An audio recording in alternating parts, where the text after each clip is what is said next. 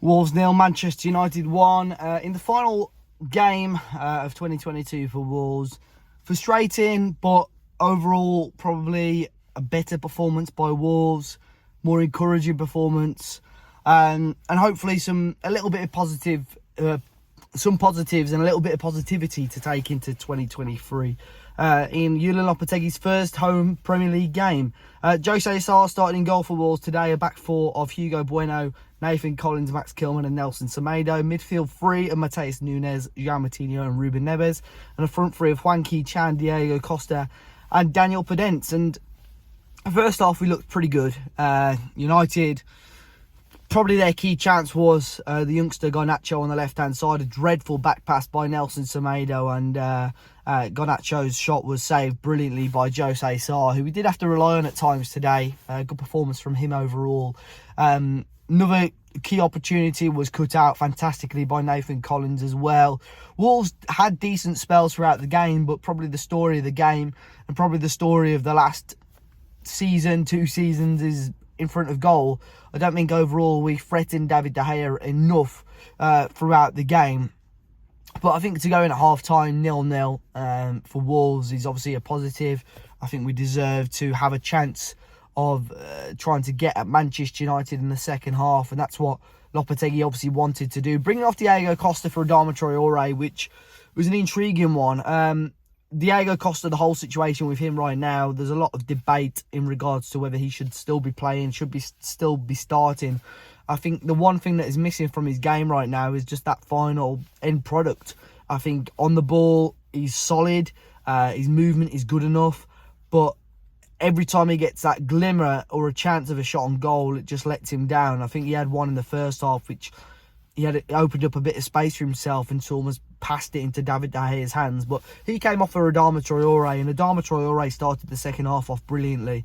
I think, he's getting into areas where if he whipped in the ball and Diego Costa was in the middle, I would have been happy. But obviously there was no real presence in the box or in and around the box, which I think frustrated us today and let us down a little bit today. Maybe a number 9, big number 9, confident, younger, quicker than what we've got so far would probably make sense and work better.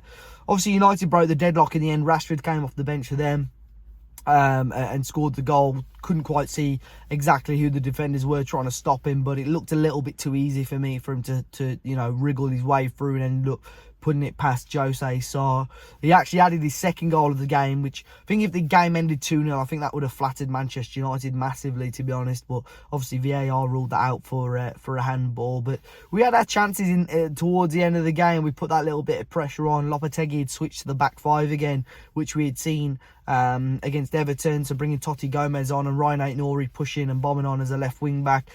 The biggest chance probably was Raul Jimenez, who came off the bench, his header, who ended up going straight at David De Gea at the end of the game. But it was better from Wolves overall. Still a little bit sloppy in areas. I think defensively, or just progressively trying to get the ball forward, just wasn't quick enough at times. I thought Podence had a better game today. It's obvious that Lopetegui likes him as a player.